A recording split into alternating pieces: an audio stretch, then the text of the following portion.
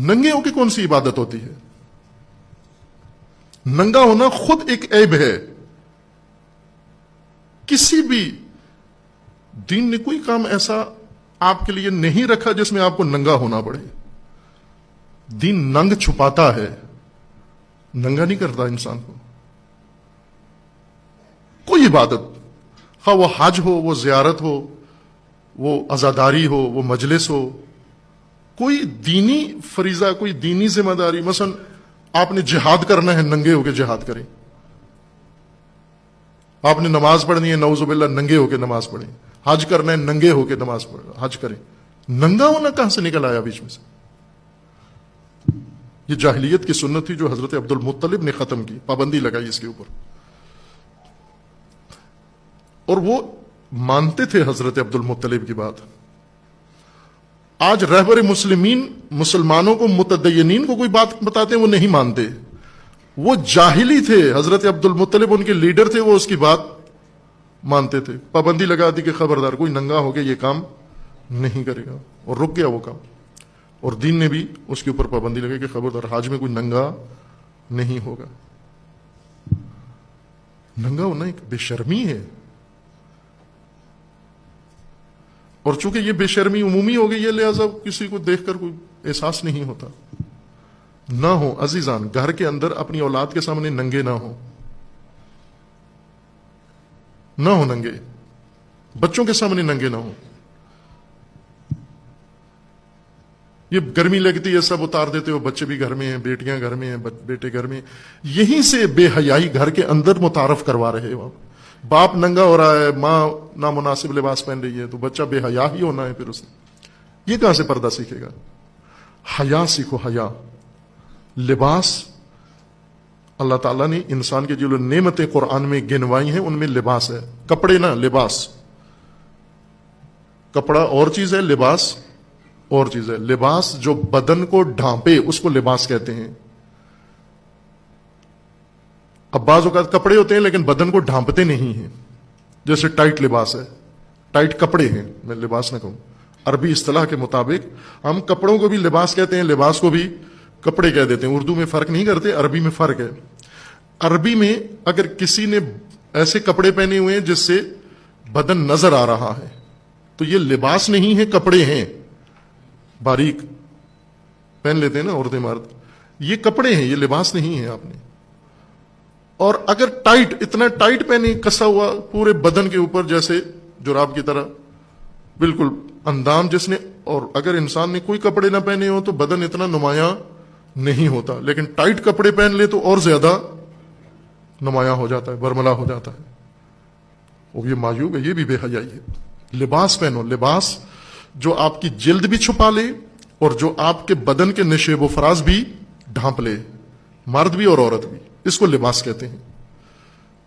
ये लिबास नहीं पहनते थे इबादत के वक्त। काबे में, घर में पहनते थे, काबे में आते थे उतार देते थे।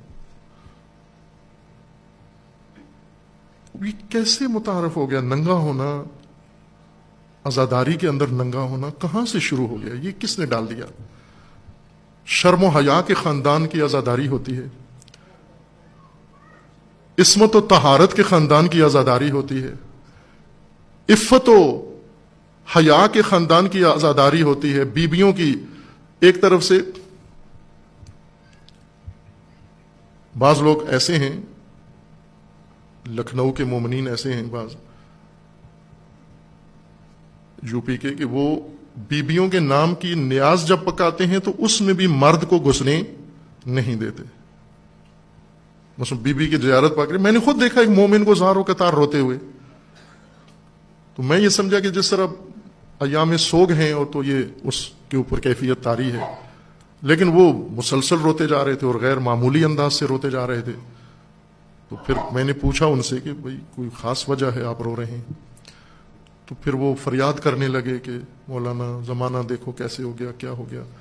आखिर रो रो के फिर बताया उन्होंने कि मैं क्यों रो रहा हूँ। कहा कि हमने इधर बीबी की नियाज पकाना शुरू की है, कनातें लगाई हैं, शामियाने लगाई हैं, और ये मर्द बीच में से घुस रहे हैं।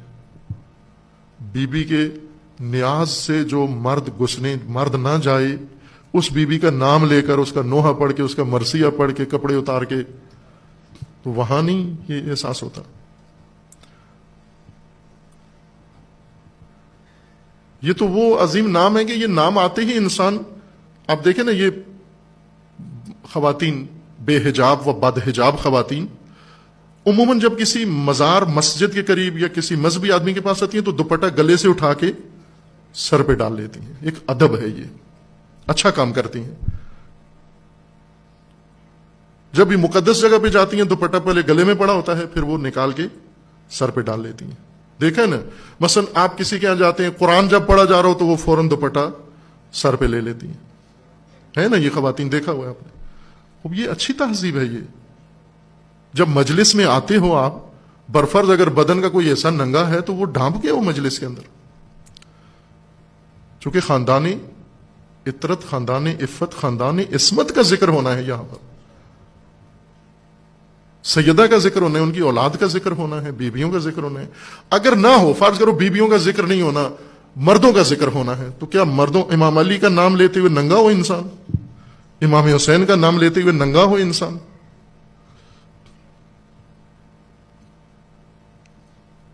یہ حضرت عبد المطلب نے یہ سنت ڈالی اور دین نے قبول کی. ننگا ہونا مرد و عورت کے لیے کسی جگہ بھی جائز نہیں ہے. صرف ایک جگہ پر اپنا بدن دکھا سکتے ہیں میاں بیوی ایک دوسرے کو، بس، اور نہیں، اور کسی جگہ اجازت نہیں.